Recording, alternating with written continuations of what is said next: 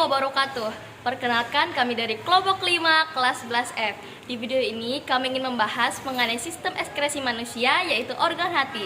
Sebelum membahas lebih lanjut, perkenalkan, nama saya Nadia Dwi Fani Putri Jasuli. Nama saya Natasha Putri Prianto. Saya Regina Cending Nanga. Saya Jessica Grata Febrianti. Saya Rian Febi. Dan saya Asyri Dolvia. Berikut video pembahasannya. Perkenalkan, nama saya Rian Febi. Saya akan menjelaskan tentang di mana letak hati. Hati mempunyai warna coklat kemerahan dengan tekstur kenyal. Terletak di atas dan di sebelah kiri perut dan di bawah paru-paru. Beratnya antara 1,44 hingga 1,66 kg. Hati lebih spesifiknya terletak di bawah rusuk, di bagian kanan atas perut. Anda tak dapat hidup tanpa hati. Hati merupakan salah satu organ tubuh terpenting, memiliki lebih dari 500 fungsi. Hai, perkenalkan nama saya Asyri Dolvia dari kelas 11F. Di sini saya akan menjelaskan tentang struktur atau komponen yang menyusun organ hati, yaitu lobus atau belahan.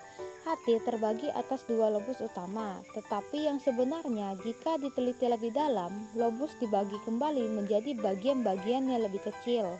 Berikut lobus yang terdapat pada organ hati. Yang pertama, lobus kanan.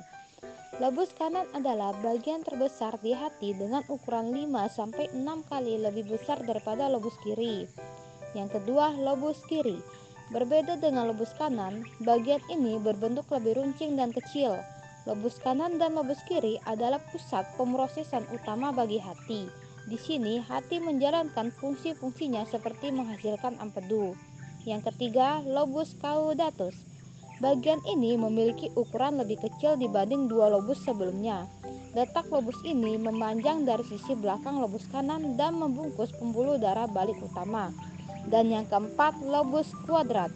Lobus kuadrat berada lebih rendah dan berada di sisi belakang lobus kanan hingga membungkus kantong empedu. Lobus caudatus dan kuadrat juga jarang terlihat pada gambar anatomi karena letaknya berada di belakang lobus kiri dan kanan. Makanya umumnya sebagian orang hanya mengenal dua lobus saja. Selanjutnya, jaringan ikat pemisah atau ligamen. Hati terbungkus oleh lapisan jaringan ikat yang disebut kapsul glison.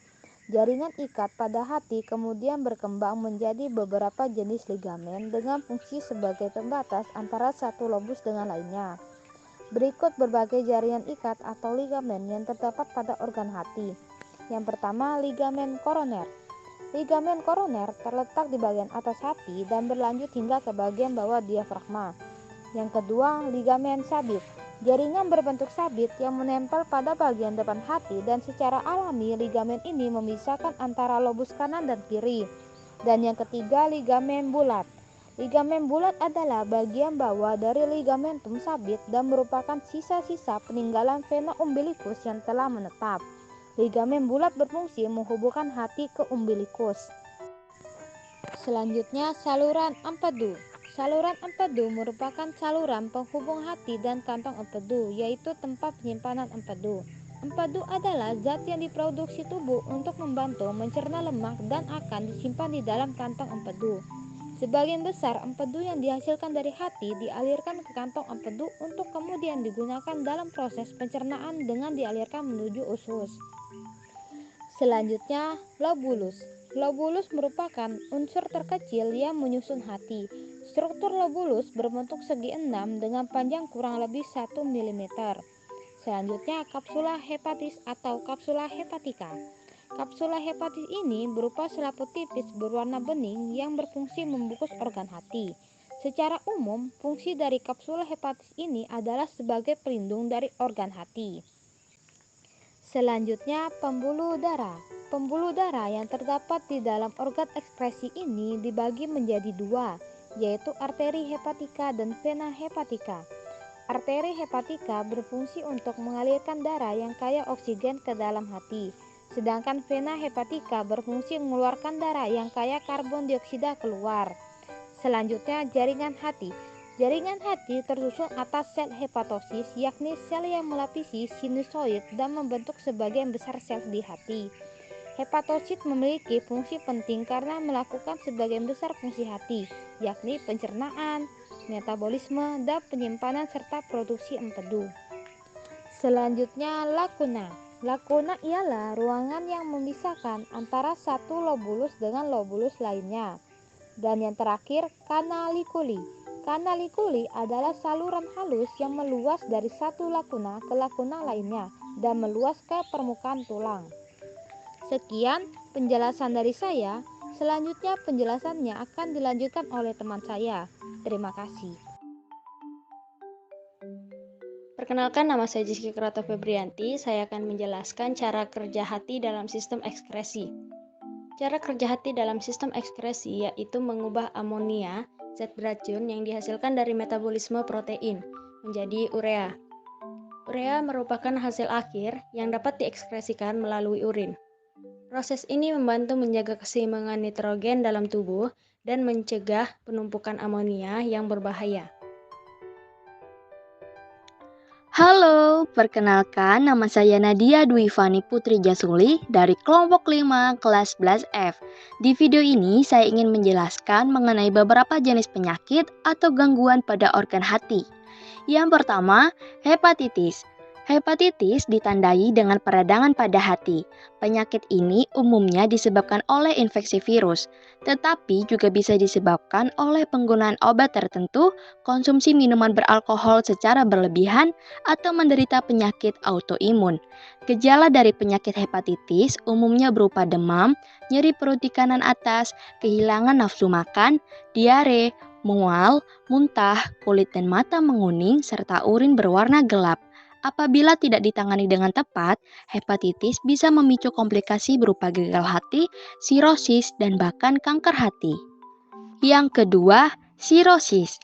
Sirosis merupakan penyakit hati akibat kerusakan hati dalam jangka waktu panjang, sehingga terbentuk jaringan parut dalam organ hati. Saat awal menderita penyakit ini, penderita bisa saja tidak merasakan gejala apapun. Biasanya, gejala sirosis muncul setelah kerusakan hati sudah semakin parah. Gejalanya berupa kelelahan, nyeri perut, berat badan menurun drastis, tidak nafsu makan, serta telapak tangan memerah. Apabila tidak segera ditangani, sirosis dapat semakin memburuk. Gejala yang muncul juga semakin parah, mulai dari muntah darah, kulit terasa gatal, tinja berwarna gelap, tubuh mudah memar, perut membesar, dan badan menguning. Yang ketiga, abses hati. Abses hati merupakan penumpukan nanah dalam organ hati akibat infeksi bakteri atau parasit jenis protozoa. Meski jarang terjadi, infeksi jamur juga dapat menimbulkan abses pada organ liver. Meski bisa disebabkan oleh berbagai jenis infeksi, gejala yang timbul umumnya serupa, yaitu demam tinggi, sakit perut bagian kanan atas, panas dingin, muntah, berat badan turun drastis, sakit kuning, urin berwarna gelap, diare, dan tinja berwarna keabu-abuan. Penderita abses hati biasanya memerlukan penanganan rawat inap di rumah sakit karena berisiko mengalami sepsis, yaitu komplikasi tahap lanjut akibat infeksi. Yang keempat, perlemakan hati. Perlemakan hati atau hepatic steatosis terjadi saat organ hati menyimpan terlalu banyak lemak. Kondisi ini dapat meningkatkan resiko gangguan fungsi hati, bahkan kerusakan pada sel hati. Beberapa hal yang bisa meningkatkan resiko seseorang terkena perlemakan antara lain obesitas, diabetes tipe 2, kadar kolesterol tinggi, efek dari konsumsi alkohol secara berlebih, atau konsumsi obat-obatan tertentu seperti kortikosteroid dalam jangka waktu lama. Umumnya, perlemakan hati dapat diatasi dengan perubahan gaya hidup menjadi lebih sehat. Namun, apabila perlemakan hati sudah menimbulkan kerusakan sel hati seperti gagal hati atau sirosis, pengobatan secara khusus perlu dijalani. Dan yang kelima, kanker hati. Penyakit hati selanjutnya yang perlu diwaspadai adalah kanker hati. Penyakit ini terjadi ketika sel-sel di organ hati mengalami mutasi, sehingga sel tumbuh secara tidak normal dan tidak terkendali. Penyebab dari kanker hati tidak diketahui secara pasti, namun resiko kanker hati meningkat pada penderita perlemakan hati, sirosis, hepatitis B atau hepatitis C, serta kebiasaan konsumsi minuman alkohol secara berlebihan. Gejala awal dari penyakit kanker hati mirip dengan gejala penyakit lain, seperti kelelahan, demam, nyeri perut di kanan atas, tidak nafsu makan, berat badan turun drastis, kulit dan mata menguning, gatal di sekujur tubuh, serta perut membengkak. Halo, perkenalkan nama saya Natasha Eka Putri Priyanto dari kelas 11F ingin menjelaskan tentang fungsi hati. Fungsi hati 1. Memproduksi cairan empedu. Utamanya, fungsi hati adalah memproduksi cairan empedu. Cairan ini diproduksi oleh sel hati atau hepatosit dan disimpan dalam kantung empedu sebelum dilepaskan ke usus kecil. 2. Memproduksi protein. Selain memproduksi cairan empedu, sel-sel hati juga bertugas dalam memproduksi berbagai jenis protein penting bagi tubuh, seperti albumin dan fibrinogen. 3. Membersihkan darah.